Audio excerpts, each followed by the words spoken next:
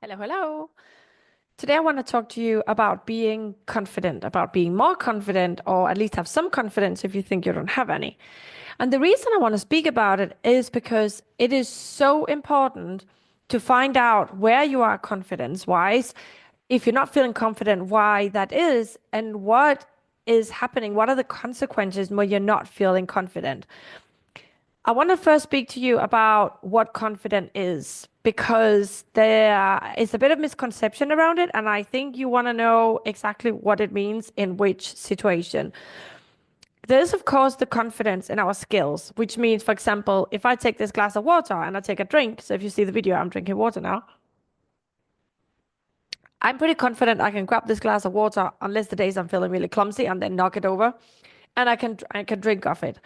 I'm pretty confident that I can pick up a cat and weigh it if the cat will let me.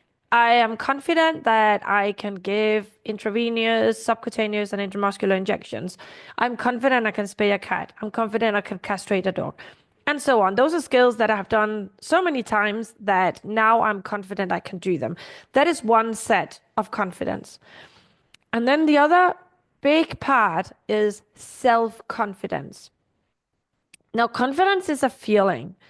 And a feeling is created by what we think about ourselves. So self-confidence is incredible subjective.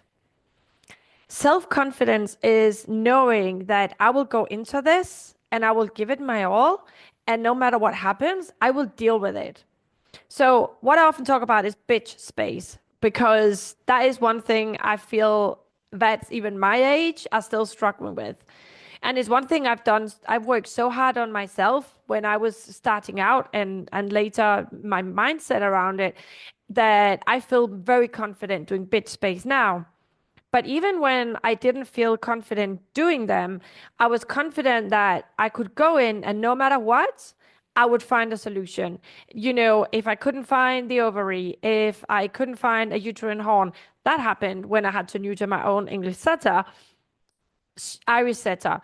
She actually lacked one uterine horn, which completely blew my mind.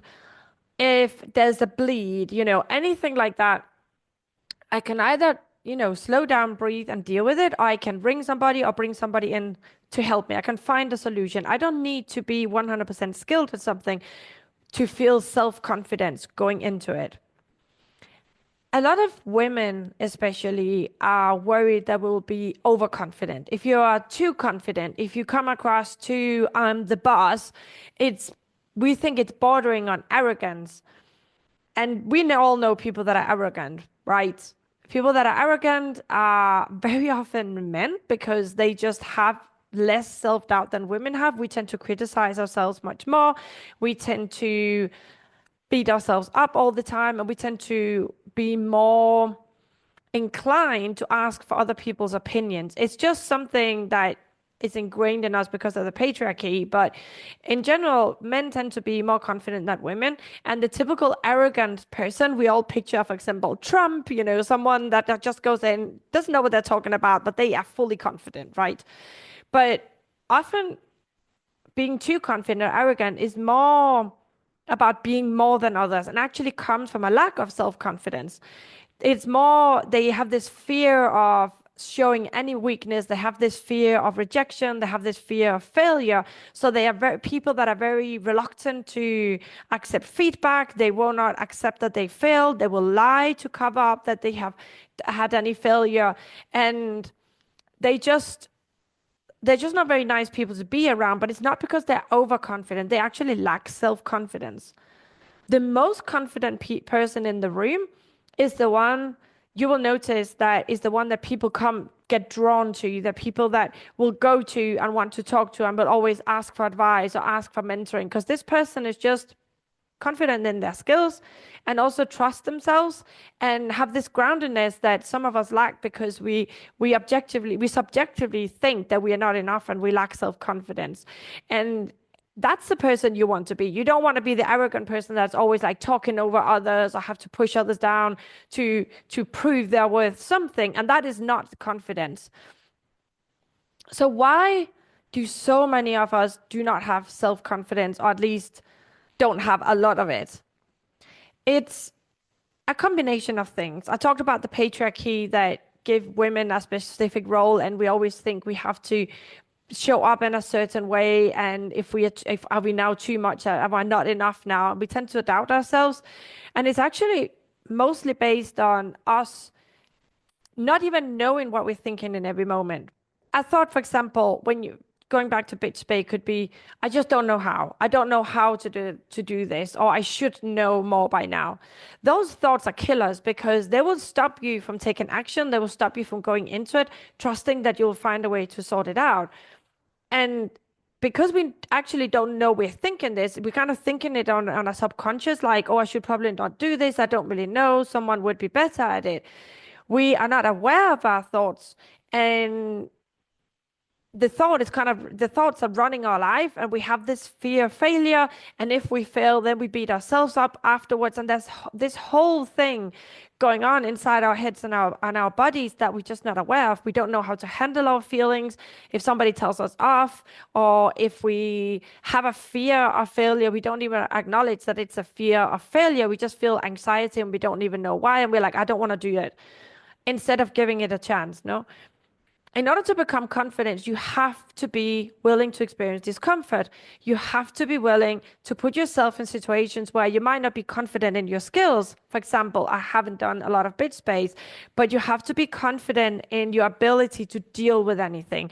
You have to be confident that you will not beat yourself up if it doesn't go perfectly. You have to be confident that even if somebody gives you negative feedback afterwards, you can take it, and you're willing to feel that discomfort, and you're willing to feel that failure in your body and that shame of like, oh shit, yeah, I probably should have sutured better, or whatever you get told. No, I remember not feeling very confident most of the time when I was younger, because my whole childhood was just so weird in this dysfunctional family, and I didn't know what everybody else were doing or why they were doing it. I was like not very socialized, I guess you can say.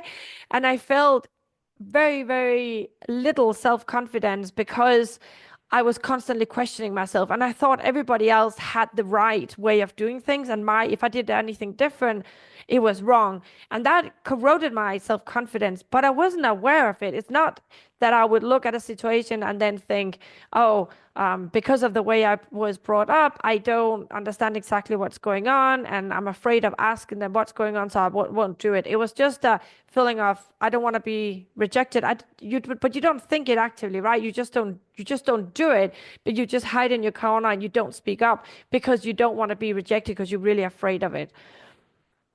One big thing I really find with my clients is that they often have no idea what they're feeling. I will ask, so how are you feeling right now? And they will say, well, I think, and then they will say something they're thinking, or they will not understand what I'm asking, or they will just explain another situation, another circumstance that's happening. And in order for you to feel self-confident, you need to be able to feel when you're not self-confident, you need to be able to identify the feeling, and then you need to be able to realize, like, why am I feeling this way? What am I thinking that's not serving me, that is making me feel like I'm not enough and I'm not confident enough? And one of the big things is definitely us beating ourselves up when we have the minimum failure, or if we just have this perception of being a failure. You might go into a bitch bay, do it all the way, and then afterwards you're beating yourself up because you think you took too long, because you think it wasn't neat enough, because you think you didn't use the right anesthesia and it was a bit unstable. But maybe this is all not even truth. It could just be that you took the time you did, and it's fairly neutral. It wasn't even long or short. It just was that time you took for whatever reason, but you make it a big deal out of it. And often everything can go well all day, and there's that one thing that doesn't go well, and then that's the thing our brain just focus on. It just focus on that one negative thing, and it's like drun, drun, drun, and it will keep you awake at night thinking about how that one suture didn't go well, or how you were taking a bit too long, and you think you saw the nurse going, oh, rolling her eyes because you were too slow, and maybe it didn't even happen. You just imagined it. So another big thing as well is what I had a whole other episode about, is like letting people be wrong about you. Not basically giving up needing other people's approval. Because if we're always wanting other people's approval in order for us to feel confident, you're never going to have that self-confidence within yourself.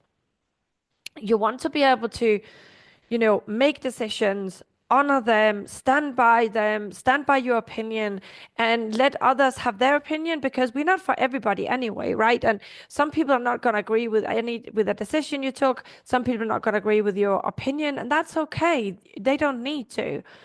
One thing I want to say as well is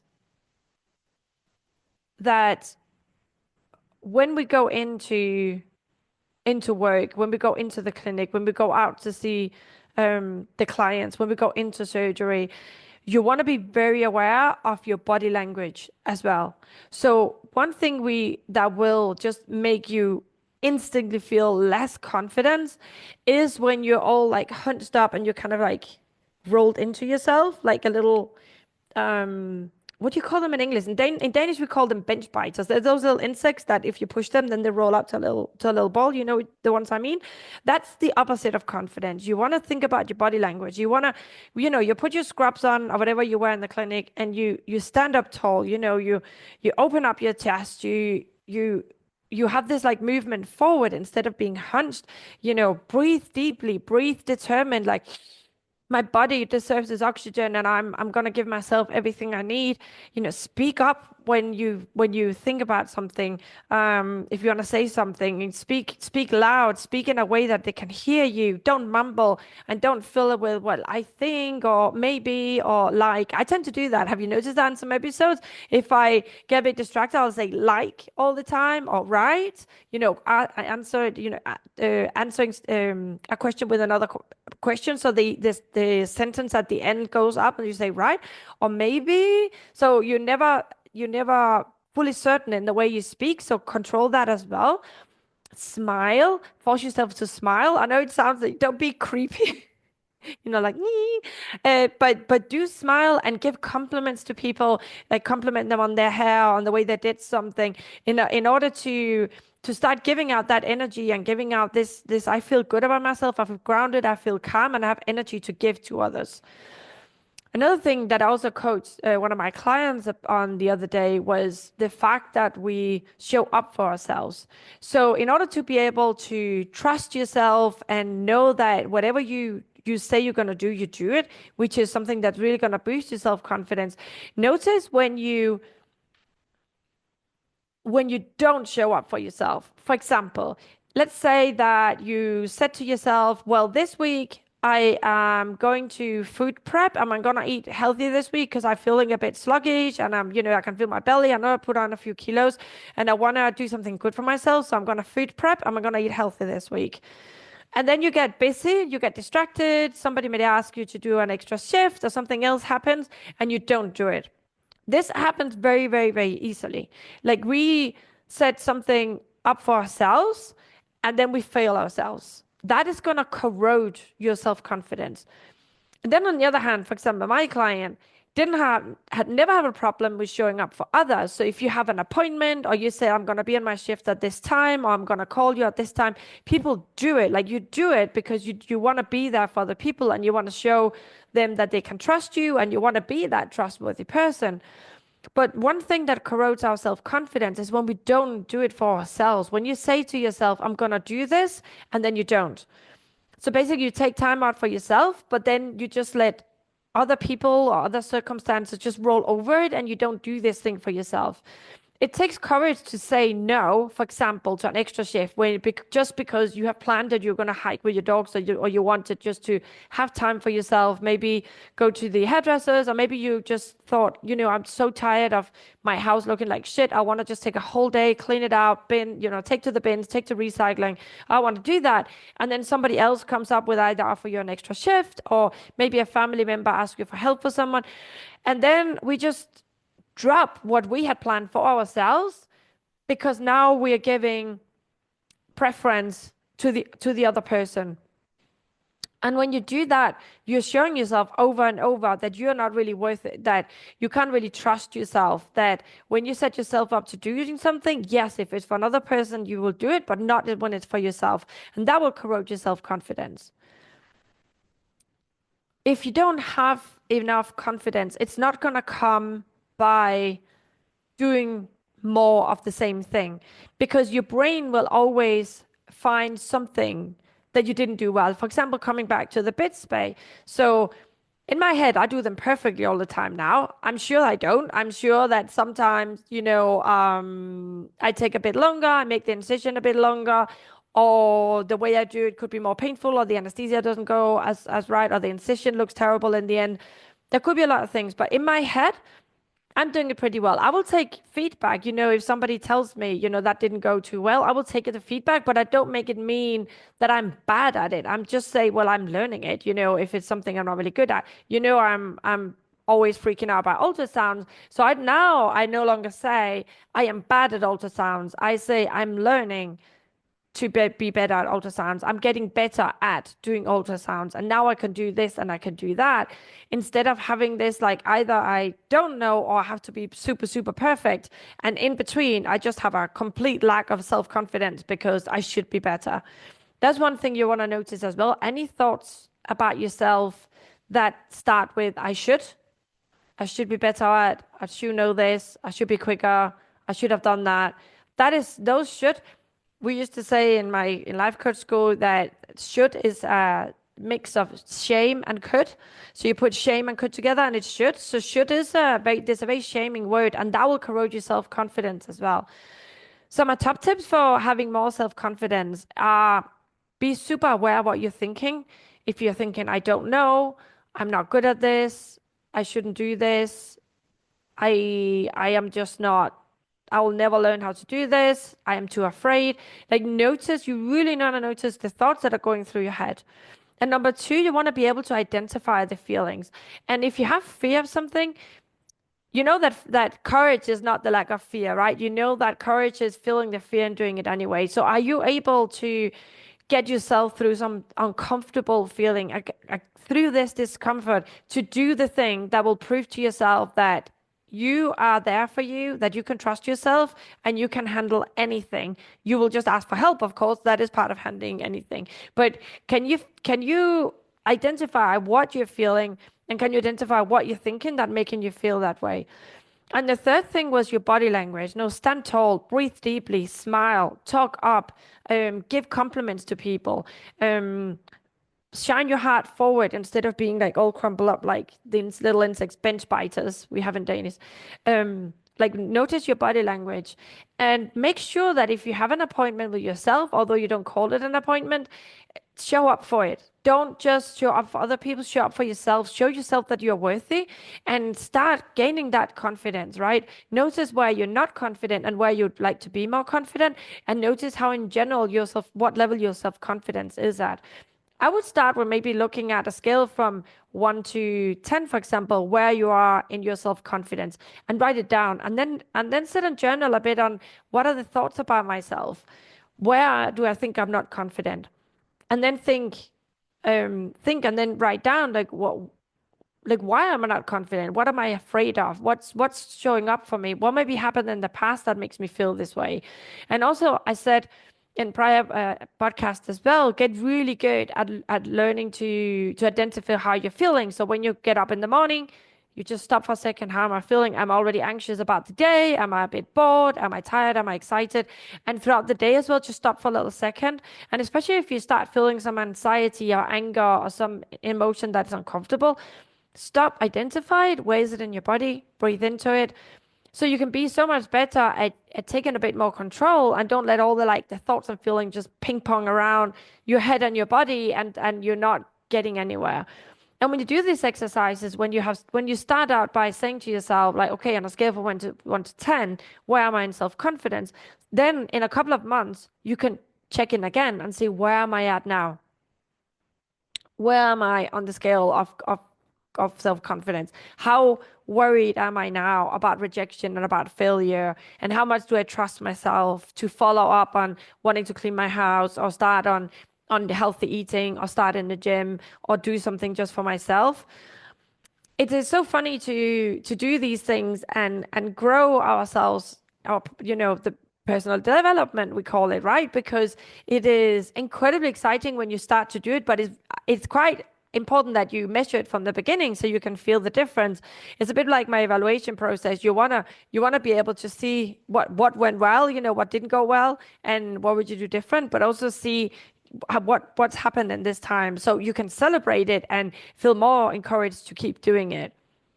And the last thing I want to say is the reason you want to work on your self-confidence is, as I said in the beginning, just because you're older and you've done more stuff, you don't always feel more self-confident. You might feel more confident in your skills, but your self-confidence can still be low, and you can still be this like super over humble person that says sorry all the time, I'm not sure, or could you just look at this because I'm not sure. And it's not a very happy place to be in. When you're self-confident, you feel grounded, you feel calm, you don't worry too much, you are a bit not so fast on what other people think about you, and you just kind of in your own happy bubble. You can take feedback and learn from it, but you don't let it get to your heart because now you're this terrible person that's worth nothing. And that's why I encourage you to work on your self-confidence. And maybe you are super confident already, but why don't you find out? Why don't you sit down and scale yourself from 1 to 10? How self-confident are you? And what are the areas that you think you're not confident in? And what are the thoughts and feelings causing it?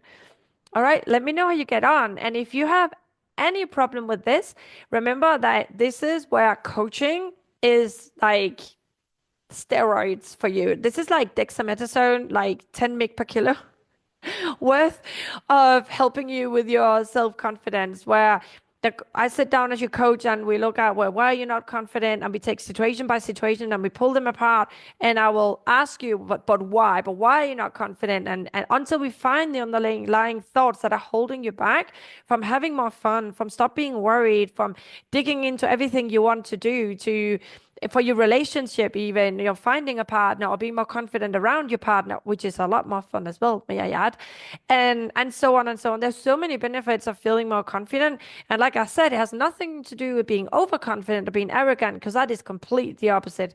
The more self-confident you feel, the more fun you're going to have in life, the more possibilities you're going to have, and the more adventures you'll do, and you'll be more willing to step out of your comfort zone. There's so many benefits. So if you're not near a 10 right now when you sit down to do this exercise, then book a consultation with me and let's find out where you are, why you are where you are, and what tools you can already start using to becoming more confident. Let 2025 be the year where you become this confident person that just doesn't care what people think about you and just happily jumps into situations and happily changes jobs if you need to. And it's just a lot of fun to be around and people want to lean into. All right. Take care. Let me know how it gets on and have a wonderful week. Bye.